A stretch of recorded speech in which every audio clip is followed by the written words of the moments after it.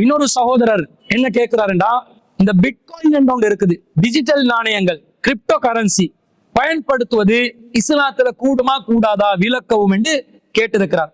அதாவது இந்த பிட்காயின் என்று சொன்னா அது மத்திய வங்கியோ அரசாங்கமோ அவங்களுடைய எந்த ஒரு ஊடுருவல் இல்லாமல், எந்த ஒரு கட்டுப்பாடும் இல்லாமல் ஒரு நெட்வொர்க் அடிப்படையில் இயங்கும் ஒரு குறியீடு கணித முறையில், அதாவது கிரிப்டோகிராஃபி என்று சொல்லக்கூடிய குறியீடு கணித முறையில் உருவான ஒரு மின்னணு பணமாக இருக்கிறது.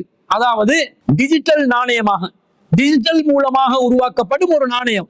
அது ஒரு கரன்சியாக கையில தொடக்கூடிய நிலையில் இருக்காது. இணையத்துலதான் அந்த பிட்காயின்ஸ் என்ற அந்த நாணயங்கள் இயங்கும்.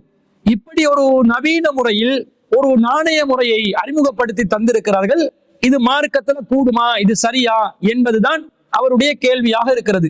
அப்ப இந்த பிட்காயின் என்பது நாங்க கையால தொட்டு பார்த்து அப்படி ஒரு நாணயமா இருந்தா தான் ஒரு நாணயம் என்ற கருத்துல இல்ல. ஆரம்ப காலத்துல பண்டை மாற்று முறை இருந்தது. ஒரு பொருளுக்கு பொருள் கொடுத்து வியாபாரம் செய்து கொண்டார்கள். பிறகு இன்டர்மீடியட்டாக கரன்சி என்பது, நாணயங்கள் என்பது செயல்பட ஆரம்பித்து இருக்கிறது. தற்போது நாணயமும் ஒரு தாள் தானே. அதுல மத்திய வங்கியினுடைய அதிபரின் கையெழுத்து இருந்தால், பெரியவரின் கையெழுத்து இருந்தால், அதே மாதிரி பைனான்ஸ் மினிஸ்டருடைய கையெழுத்து இருந்தால் அதுக்கு அங்கீகாரம் கிடைக்கிறது. அதை வைத்து கொடுக்கல் நாங்கள் செய்யலாம். அது ஒரு பேப்பர் தான். மத்திய வங்கியினுடைய பாதுகாப்பும் உத்தரவாதமும் இருப்பதனால அந்த பேப்பரை நம்பி என்ன செய்யலாம், பொருள் வாங்கலாம் என்ற அடிப்படையில் இன்றைய உலகம் நாணயங்களை பயன்படுத்தி வருகிறது. அதே நேரத்துல இப்ப எப்படி முன்னேறி இருக்கிறாங்கன்னு சொன்னா, கரன்சியை தொடாம அது மெஷின்ல சாஃப்ட்வேர்ல வைத்துக்கொண்டு, இணையத்தில் வைத்துக்கொண்டே அதற்கு ஒரு வெளிவை உருவாக்கி அந்த வெளிவு மூலமாக அந்த பெறுமதியின் ஊடாக பொருட்களை கொள்வனவு செய்வது, விற்பது, தேவைப்படும் போது நாணய மாற்றம் செய்து கொள்வது என்பவற்றை செய்து கொள்ளலாம் என்ற வகையில் தொழில்நுட்பம் வளர்ந்திருக்கிறது. அப்ப இது மார்க்கத்துல கூடுமா கூடாதா என்றதை எதை வச்சு பார்க்கணும்? கையில பொருள் இல்ல அதனால கூடாது என்றது ஒரு அடிப்படை வாதம் அல்ல. ஏன்னா கையில பொருள் இல்லாம பல விஷயங்களை பெறுமதி இல்லாத நிலையில நாங்க நாணயத்தை வச்சு கொடுக்கல் நாங்கள் செய்வது என்ன பொறுமதி இருக்குது? தங்கம், அது 1000 ரூபாய் தாள் இருந்து அது தங்கம் பெறுமதியான 1000 ரூபாய் தாளா? வெறுமனே அதுக்கு ஒரு முக பெறுமதி இருக்குதே தவிர அந்த மெட்டீரியலுக்கு வெளிவு எதுவுமே கிடையாது. 1000 ரூபாய் வைத்துக் கொள்வதனால் 1000 ரூபாய் பெறுமதியான ஒரு பொருளை வச்சிருக்கிறோம் என்று அர்த்தம் இல்ல. ஒரு தாளை வச்சிருக்கிறோம், அவ்வளவுதான். நம்ம கையில் வைத்துக் கொள்வதனால் தான் ஒரு நாணயம் செல்லுபடியாகும் என்ற கருத்து ஏற்புடைய ஒரு கருத்து இல்லை. பொறுமதி, அதனுடைய பொறுமதியை கையில வச்சிருந்தா தான் செல்லுபடியும் என்பது ஏற்புடைய ஒரு கருத்து. இன்னைக்கு இணையதளம் ஊடாக நம்முடைய வங்கி கணக்குல இருக்கக்கூடிய கணக்குகளை கூட என்ன செய்யறோம், பேமெண்ட்கள், ஆன்லைன் பேமெண்ட்கள் எல்லாம் பண்றோம். கையில வச்சா பண்றோம், இணையம் மூலமாகத்தானே செய்து கொள்கிறோம். அப்ப அந்த வாதமும் செல்லுபடியாகாது. ஆனா இப்ப கிரிப்டோ கரன்சி என்று ஒரு நவீன டிஜிட்டல் நாணயங்கள், பல நாணயங்கள் இருக்குது.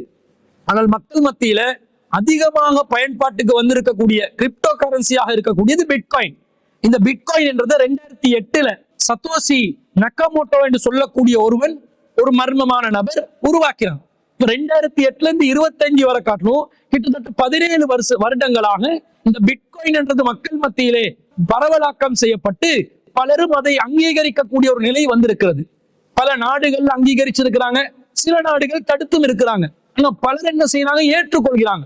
ஏற்றுக்கொள்வதாக இருந்தால் ஒன்றை தன்னுடைய பண மதிப்புக்காக, தன்னுடைய பொருட்களை விற்பதற்காக, பிற பொருட்களை வாங்குவதற்காக பயன்படுத்தலாம் என்று அங்கீகாரம் கிடைத்து விட்டார்.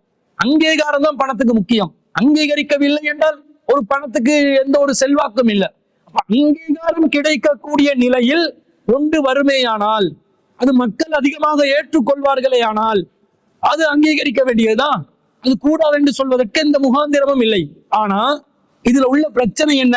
இது முற்றிலும் முழுதாக கணினி தொழில்நுட்பம் மூலமாக நடத்தப்படுகிறது. அதாவது பிளாக் செயின் என்று சொல்லுவாங்க. பிளாக் செயின் என்று சொன்னா உலகம் முழுவதும் ஆயிரக்கணக்கான கணினிகளில் பரவியுள்ள ஒரு பொது பதிவேடு, பப்ளிக் லெஜர் ஒன்றை வச்சு அதுல ஒவ்வொரு பரிமாற்றமும், ஒவ்வொரு டிரான்சாக்சனையும் பாதுகாப்பாக பதிவு செய்வாங்க.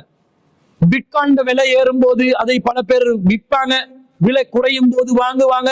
இந்த டிரான்சாக்சன் பரிமாற்றங்களை பதிவு செய்து கொண்டு கணினி மூலமாக இயங்கப்படுகிறது. அதுக்கு ஒரு பப்ளிக் லெஜர் என்ற ஒரு பேர்ல பிளாக் செயின்ல வச்சிருக்கிறாங்க. வச்சு இதை ஒவ்வொன்றையும் என்கிரிப்ஷனாக ஒவ்வொரு பரிமாற்றமும் குறியீட்டின் மூலம் பாதுகாக்கப்படும். எந்த ஒரு அந்த பணிமாற்றத்துல ஹேக் பண்ணி எல்லாம் அதை நுழைஞ்சி அதை திருட முடியாத அளவுக்கு ரொம்ப கவனமாக பாதுகாப்பார்கள். ஆனா எல்லாம் எதுல நடக்குது? நடைமுறை வாழ்க்கையில இல்ல, பிசிக்கலாக அந்த பணத்தை வச்சு இல்ல, எல்லாம் இணையத்துலதான் நடக்குது. இப்படி ஹேக் பண்ண முடியாது, ஃபயர்வால் வச்சிருக்கிறோம், பாதுகாப்பா தான் வச்சிருக்கிறோம் என்று என்னதான் சொன்னாலும் அதுல பாதுகாப்பற்ற நிலை இருக்கிறதா இல்லையா? இருக்கலாம். பிட்காயினை பொறுத்த அளவுல மக்கள் அங்கீகரிக்கிறார்கள், மக்கள் அதை அதில் கொடுக்கல் வாங்கல் செய்கிறார்கள் என்றா உலகம் முழுவதும் ஒரு பொது நாணயம் வர வேண்டும், அது டிஜிட்டல் மயமான ஒரு நாணயமாக இருக்க வேண்டும் என்று நவீன தொழில்நுட்ப ரீதியாக சிந்திப்பார்கள் என்று சொன்னால் மார்க்கத்தில் அதை தடுப்பதற்கு எந்த முகாந்திரமும் இல்லை. மக்களுடைய அங்கீகாரம் தான் காசு கொடுக்கல் வாங்கலுக்குரிய பொதுவான அடிப்படையாக இருக்கிறது. அங்கீகரிப்பவர்கள், விரும்புபவர்கள், சரி காண்பவர்கள், நம்புபவர்கள் இதை பயன்படுத்துவார்கள். ஆனா இது இணையத்தில் என்கிரிப்டடாக பாதுகாக்கப்பட்டு இருந்தாலும் இதுக்கு உத்தரவாதம் என்பது இல்லை. நாளைக்கு ஒரு நாள் நீங்க பிட்காயின் என்னிடம் இவ்வளவு வாங்கி இருக்கிறீங்க, நான் ஒரு இடத்துல பிட்காயின் வாங்கி இருக்கிறேன், என்னுடைய பணத்தை நான் வித்ட்ரா பண்ண போறேன்னு கேட்கும் பொழுது யார் அந்த பிட்காயின் வச்சு அந்த வியாபாரத்தை நடத்திட்டு இருக்கிறாங்களோ, யார் அந்த பிட்காயின் ஊடாக சர்வதேச ரீதியாக கணினி மூலமாக பிட்காயினுக்குரிய அந்த பண பரிமாற்றங்களை செய்து கொண்டிருக்கிறாங்களோ அவர்கள் தர முடியாது என்று மறுத்துவிட்டால் எந்த உத்தரவாதமும் இல்லை. நான் 1000 பிட்காயினை குறிப்பிட்ட ஒரு டாலர்களை கொடுத்து தொகையை கொடுத்து பெரும் தொகையை கொடுத்து வாங்கியிருப்பேன், மீண்டும் அதை நான் வித்ட்ரா பண்ண கேட்கும் பொழுது தர முடியாது என்று மறுத்து விட்டேன். இது வரைக்கும் மறுத்து இல்லை. மறுத்தால் யார் உத்தரவாதம் கொடுப்பா? இன்னைக்கு பைனான்ஸ் இன்ஸ்டிடியூஷன் என்ற பேர்ல பல நிறுவனங்களை நடத்தி வராங்க, காசு போடுறாங்க, திடீரென்று லொஸ்ட் ஆகிருச்சு, பேங்க்ரப்சி ஆகிருச்சு, நாங்க பங்குலத் ஆகிட்டோம் என்று சொல்லி கைவிட்டுட்டு ஓடுறான். இப்படிப்பட்ட நடைமுறையில் பிசிக்கலாக கட்டிடம் வச்சு நபர்களை வச்சு விளம்பர சட்ட ரீதியாக பதிவு செய்து நடத்தப்படுகின்ற பைனான்சியல் இன்ஸ்டிடியூஷன்கள் கூட இடையில கையை விட்டு ஓடுறான் என்னும் போது இணையதளத்தில் உள்ளவட எங்க போயிட்டு கண்டுபிடிக்கிறது, எப்படி எடுக்கிறது? அப்ப மத்திய வங்கியினுடைய உத்தரவாதம் இல்லாமல் இருக்கிறது. அப்ப மத்திய வங்கியுடைய உத்தரவாதம் இல்லாத ஒரு அபாயம் இந்த பிட்காயின் கொடுக்கல் வாங்கல இருக்கிறது என்ற அடிப்படையை தவிர இதை தடுப்பதற்கு எந்த முகாந்திரமும் இல்லை. நாங்க வாங்குறத தான் காயினா தாரேன். நாங்க ரூபாக்களை வச்சு எப்படி டாலரை வாங்குறோமோ, ரூபாக்களை வச்சு எப்படி பவுன்ஸ்களை வாங்குறோமோ, ரூபாக்களை வச்சு எப்படி ரியால்களை வாங்குறோமோ, அந்த மாதிரி ரூபாக்களை வச்சு உலக மக்களுக்கு பொதுவான ஒரு டிஜிட்டல் நாணயமான பிட்காயினை வாங்குகிறோம். இதுல என்ன பிழை இருக்குது? பிழை சொல்வதற்கு எதுவும் இல்லை. பாதுகாப்புக்கு உத்தரவாதம் இல்லை என்ற ஒரு விஷயத்தை தவிர இதை பிழை சொல்வதற்கு எந்த ஒரு முகாந்திரமும் இல்லாததுனால பிட்காயின் என்பது கூடாது என்று சொல்ல முடியாது.